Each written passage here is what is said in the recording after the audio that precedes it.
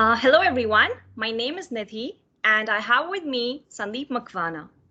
With 25 years of experience in IT services and solutions, he has worn the general management, operations head, marketing and entrepreneur cap. Developed and implemented world-class products and solutions, has an international experience in building strong global delivery teams, and is a person with exceptional leadership skills. I am so happy to have with me today Sandeep Makwana, who is the president of Digital Solutions Group at Netlink Software Group America. It's a pleasure to have you here with us today, Sandeep. You're welcome, Nidhi. You make me sound so old now.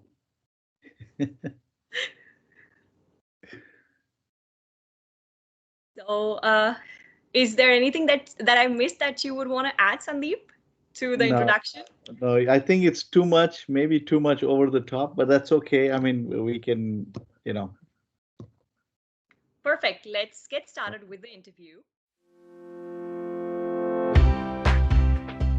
Okay. So, the very first question that I have for you today is, you have more than 2 decades of experience and have seen the evolution of IT business. You have been with Netlink for so many years now. How has the journey been so far, and what does the future roadmap look like? Well, Nidhi, you definitely now make me feel really old with 2 decades of experience. Anyway, um, I've been very lucky to have a very varied and rich experience. Yeah. I have a computer science background. I started my career as a programmer and spent my early years doing a lot of consulting work where I learned a lot. I have later moved to other roles in marketing as product management, and finally, I joined Netlink as a practice lead. Most recently, I'm very proud of creating our digital solutions global leading practice for low code platforms. Okay, so Sandeep, this just brings me to my next question.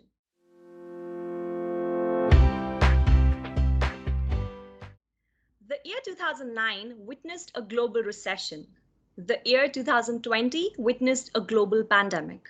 As a business leader, how do you navigate through these unprecedented and challenging times? What are your mantras in life? So I'll start with this. 2009 was a major challenge for us. We were unprepared and reacted as most businesses did by focusing on cost and self-preservation.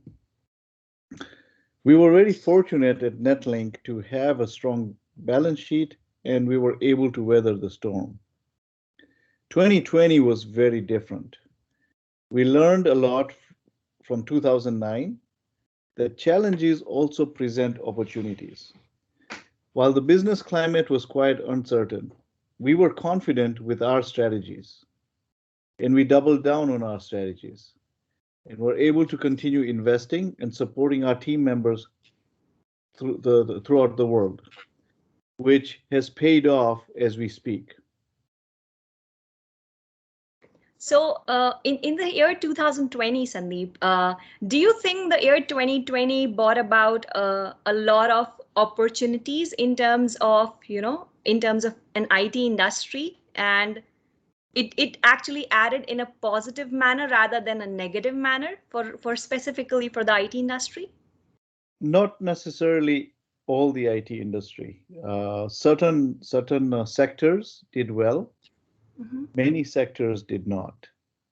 So if you look at certain sectors that were hit really, really hard, like travel, tourism, uh, you know, uh, the retail industries, they were all majorly impacted. So it didn't do very, very well for those IT focused, groups. But other areas, such as healthcare, did very well. So, with Netlink's ability to diversify, we were able to pivot and support those industries.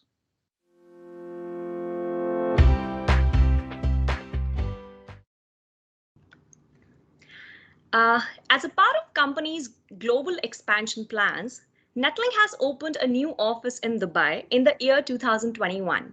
Any specific reason why Dubai was your preferred location and other expansion plans that you would like to share with us?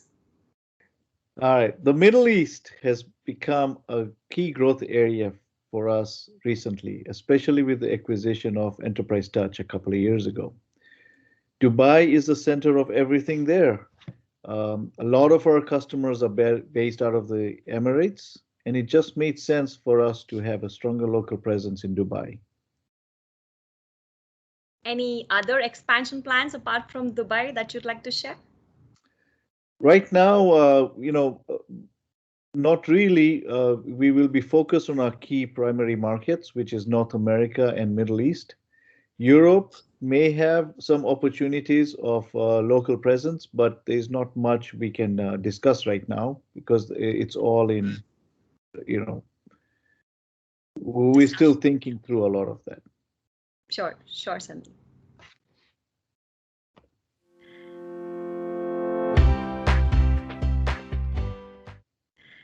As you have interacted with leaders of various industries and partnered in their digital transformation journey, so in your opinion, Sandeep, what are the top three challenges companies face in their digital transformation? Um, the top three challenges that we are seeing with our customers and partners really amounts to, one is culture. Many organizations have a strong organizational culture, and they often face resistance to implementing new workflows and development concepts. Another major challenge that I see is a lack of clear digital strategy and a vision. As pressure increases to deliver software applications faster to their customers, many organizations tend to focus on more on the short-term thinking, such as what are the tools, what are the operational end states that promise performance benefits, instead of looking at value delivered over time. As a result, we're seeing many promising initiatives usually end up as on-the-shelf software. The third challenge that I see is really, lack of tools, talent, and expertise in the digital transformation space. We see organizations try to address digital transformation initiatives using traditional technology stacks that were really designed for building monolithic applications. A lack of talent and experience in the marketplace is also a big barrier to success. Sure, Sandeep. Thank you. Thank you for your wise words. You're welcome.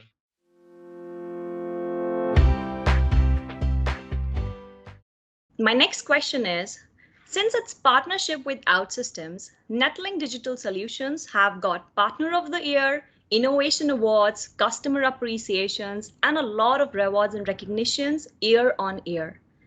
What is the framework or the method which Netlink adapts to create its niche in the low-code space? It's a good question, Nidhi. Um, you know, we have become a leader in the low-code space, but a lot of the foundation for low-code for our leadership is actually based on the original DNA of Netlink. So if you look at what our leaders did, what Anurag did very early in the day, as we were growing Netlink, we were focusing on customer experiences, customer success, customer happiness. And a lot of what we do, we invest in our customers, we invest in their emotions, we invest in their culture. And that has translated really, really well when we identified a market area that we were going to attack. So, taking Netlink's traditional DNA or traditional way of operating and transforming it and putting it on steroids, if I say, when we attack the low-code space, was just a natural transition for us. And that's how we are winning all these awards. It's because of our delivery and our execution and our culture, really. Lovely. I think that was greatly summed up. I really hope you continue being the number one partners that OutSystems has ever had. We are So, hoping so too. Yeah.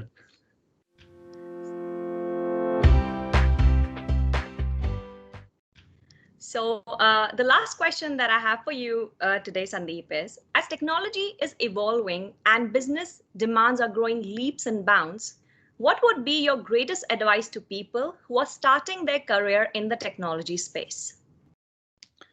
So my advice is pretty simple. Technology will always change, and the way we do things changes. What doesn't change is your passion and your direction. So follow your passion. If you don't know passion, or if you don't, because you're early in your career, you don't have a good idea, what you want to do, then try out, the fundamental parts of computers, the fundamental technology, the fundamental processes, those don't change. So if you have strong fundamentals, you should be able to excel in any given technology stack.